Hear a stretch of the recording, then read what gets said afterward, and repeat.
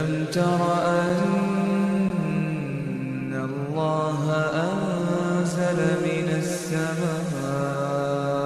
ماء فأخرجنا به ثمرات مختلفا ألوانها ومن الجبال جدد بيض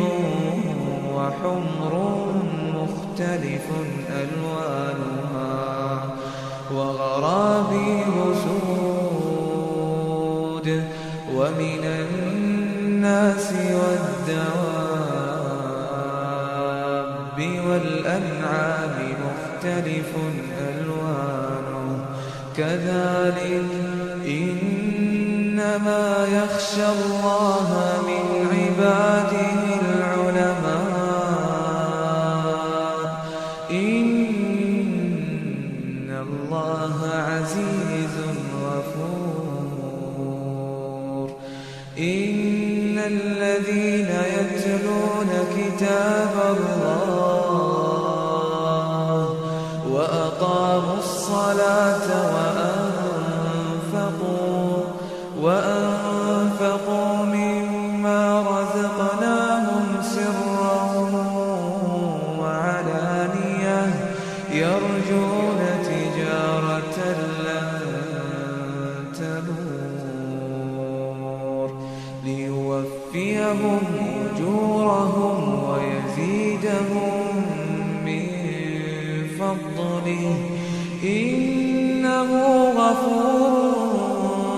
شكور والذي أوحينا إليك من الكتاب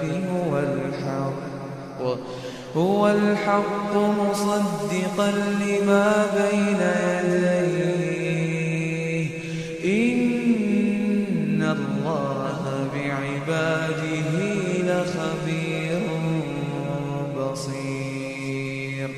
ثم أورثنا الكتاب الذين اصطفينا من عبادنا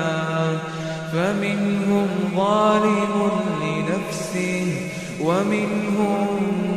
مقتصد ومنهم سابق بالخيرات بإذن الله ذلك هو الفضل الكبير جنات عدن يدخلونها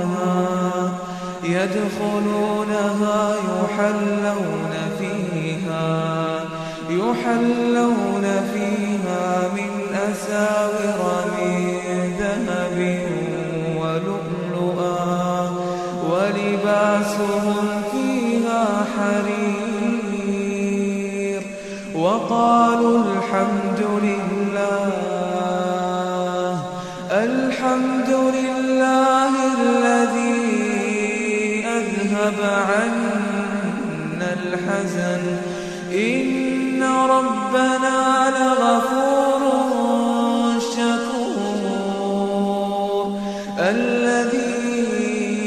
أحلنا دار المقامة من فضله لا يمسنا فيها نصب ولا يمسنا